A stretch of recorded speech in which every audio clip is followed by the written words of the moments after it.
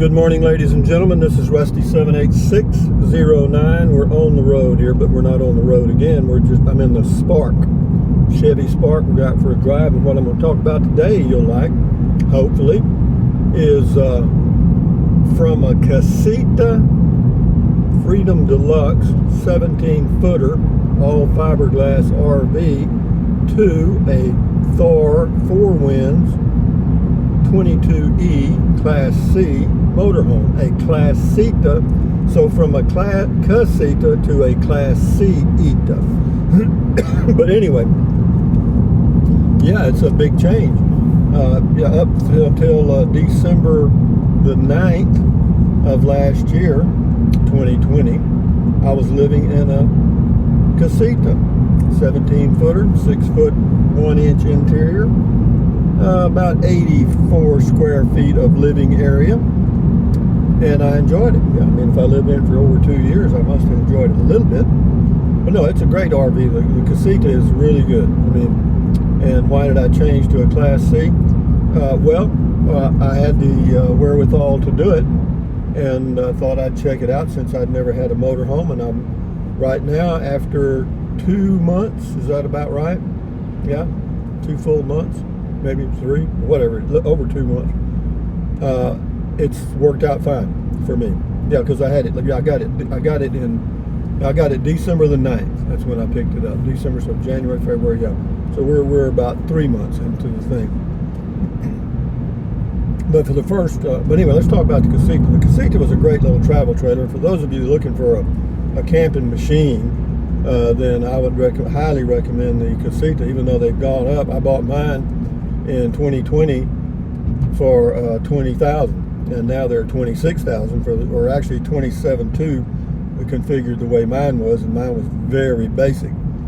So yeah, and my motorhome, the Class C Thor 4 Winds 22E that I purchased for $59,000 is now $68,000. So yeah, things are changing. He who hesitates is lost. So yeah, the CASITA was a good way for me to live. Of course, I'm 75 now, so that means I moved from the CASITA fiberglass travel trailer to the Class C at the ripe old age of 75. And the reason was it's just a little more convenient. I was going to try, as most of you know, to use the Class C as my only vehicle. And I did. I tried it for a little over 2 months. I traveled in it to different places in South Texas during the winter, and without a tow vehicle, and it works okay. I mean, it's okay is about all I can say about that. It works. You could do it, okay, and then you could do it fairly easily. But for me, I thought, well, you know, what would be? I mean, I think a lot in the evenings about, you know, what can I do to make my life more enjoyable, and I came to the conclusion that adding a towed may be a real benefit for me, and if I got one that was really economical, and we'll talk more about that in a minute. But so I did. I got me a 2021 Chevy Spark and added the Blue Ox faceplate and tow hitch, all done now, and we're ready to go toting here. And I'm going to be taking a trip in about 10 or 12 days. Not a real long trip, but a trip for about 3 or 4 nights. But yeah, so adding a towed for me worked better. Again, I haven't towed it yet. I haven't towed, but it looks. I've looked at the Blue Ox and watched some videos about it. It's a pretty simple hookup, and since I don't have to have the brake controller, since my vehicle weighs under 3,000 pounds. Most states you are exempt from a brake controller, including Oklahoma, Texas, New Mexico, Nevada, Arizona, and other places where I go. So I don't have to have a brake controller, nor do I need one towing 2,350 pounds, because the towing capacity on the Class C is 8,000 pounds. So we got plenty of room there. And yeah, but as far as the tow vehicle itself, the 2021 Chevy Spark manual transmission, it's an LS model. It's a small car. It weighs 2,350 pounds, so it ain't much. And it gets, right now I'm averaging, or have been averaging, 47 miles to the gallon overall. That's my highway driving and in-town driving. I don't do a lot of in-town driving because I live in a small town, and most of my daily drives are down highways just like we're driving down right here, and there's not a lot of traffic. I drive 55 to 60. If you get over 60, the mileage drops fairly dramatically. If you drove 70, you'd probably be getting around 40, 65 to 70, close. And if you were in traffic in town, it would probably drop down even less than that. But it's rated at 38 miles per gallon. So the tow vehicle setup is good. The Class C motorhome so far is working out okay. 10 miles per gallon in the Class C, which is fine. It's about as good as you're going to get in any motorhome. Most people get a lot less. Some people get 6 or 7. But that's, if you're heavy-footed, then you will. But I drive, again, 55 to 60 miles an hour. That's my speed. That's how fast I can see. So that's the reason for moving to the Class C, was just check it out, and apparently it's a little more convenient. I like having the extra space. You had 84 square feet in the CASITA, pretty close living area, and in the Class C you've got about 150. So it's almost double. And storage space inside and out, I've got a lot more storage space. In fact, since I don't have much stuff and I don't acquire much stuff, I've got several places to store stuff that are just empty. Okay, so that's good. That's the way I want it. I don't want much stuff. And as far as taking care of this, the RV itself, the maintenance and so forth, it's just oil changes and every now and then tires. I doubt if I'll ever buy a set of tires. Because a set of tires you should be able to get, 20,000 miles on a set of those tires, and driving it 6, 7, 8,000 miles a year. I'll probably, I may not even ever buy a set of tires. And with the government sending me all this money, for this, I don't know what, economic stimulus. Well, whatever it is, it's just money to me. I got an $1,800 credit for something on my tax return, because I did it on Free Tax USA, and it was an $1,800 credit there. I got a check for $600 and $1,200 so far.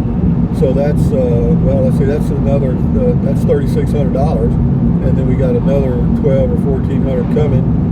So if gasoline goes to $3 a gallon, I don't care. The government's paying for it. That's say $3,000 easy figuring. At $3,000 extra money, that'll pay my extra gas cost for about 10 years. That's at 30 cents a gallon increase. So that would put gasoline, say, at $2.75 to $3 in that range. I'd still be, thank you, government, for paying my extra expense for the next 10 years. So that's fine with me. Is that a stimulus? It is to me. But anyway, guys, just wanted to give you a quick heads up on the CASITA compared to the CASITA. The differences are, of course, you're towing the CASITA and you're driving the Class C. Is that a big difference? I like driving the Class C. Actually, at first I thought I might be a little scared of it, but hell, it's just like driving a big car. I mean, it's very comfortable. It's got an armrest in front, big seat, plenty of leg room. A lot of good view out the big windows and stuff.